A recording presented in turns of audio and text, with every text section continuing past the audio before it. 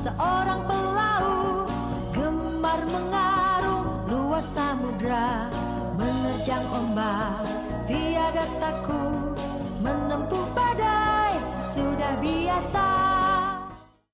Ya, begitulah sepenggal lagu ciptaan Ibu Sud yang menggambarkan bahwa dulunya negara Indonesia adalah negara maritim yang berjaya.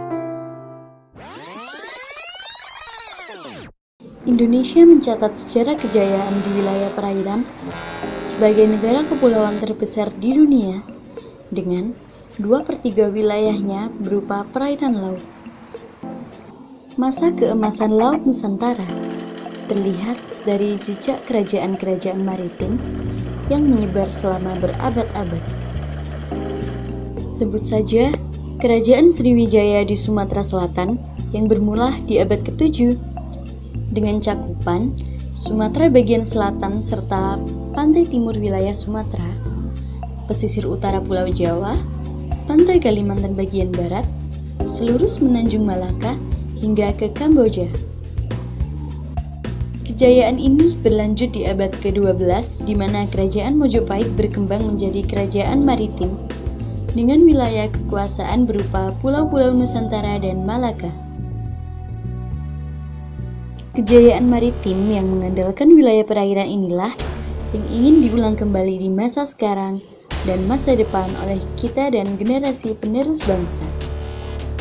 Pada tahun 2014, Presiden Joko Widodo mengajak seluruh lapisan masyarakat untuk bekerja keras guna mengembalikan kejayaan Indonesia dalam bidang maritim dan dijuluki sebagai negara poros maritim dunia.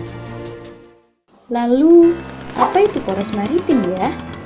Nah, kalau kita bedah satu persatu tatanan bahasanya, kita dapatkan arti bahwa maritim adalah hal-hal yang berhubungan dengan penggunaan laut untuk kepentingan perdagangan, pengangkutan barang, dan orang dalam hubungan perekonomian. Dan poros sendiri memiliki arti yaitu satu hal yang menggerakkan sesuatu. Poros maritim sendiri merupakan gagasan strategis yang diwujudkan untuk menjamin konektivitas antar pulau, pengembangan industri perkapalan dan perikanan, peluang ekonomi, perbaikan transportasi laut, serta keamanan sebagai tumpuan pembangunan nasional.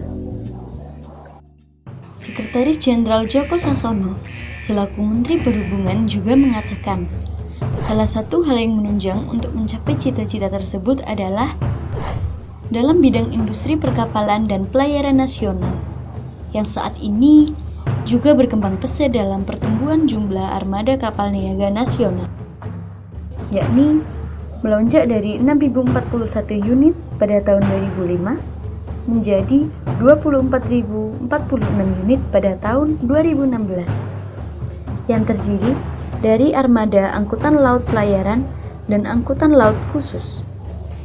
Salah satu bentuk komitmen Indonesia untuk mewujudkan Indonesia menjadi poros maritim dunia adalah dalam bidang industri perkapalan atau galang kapal sebagai sektor yang diprioritaskan dalam pembangunan nasional.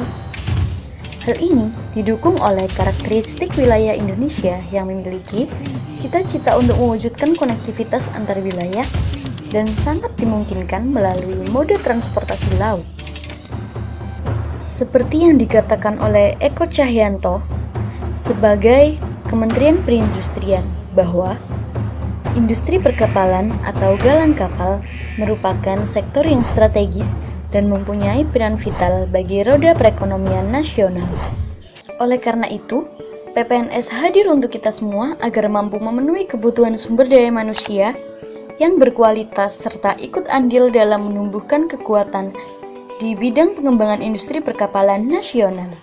Politeknik Perkapalan Negeri Surabaya atau lebih dikenal dengan PPNS adalah perguruan tinggi berbasis vokasi yang hingga saat ini merupakan satu-satunya politeknik yang secara total berfokus pada bidang maritim, teknologi perkapalan, serta teknologi penunjangnya.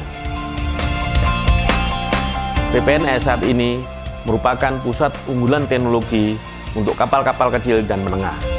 Indonesia adalah negara kelautan yang memiliki ribuan pulau. Jadi ingat, masa depan kita terletak di laut. Kami mengajak generasi muda Indonesia bersama PPNS untuk ambil bagian dan berperan serta untuk membangun Indonesia. Sukses!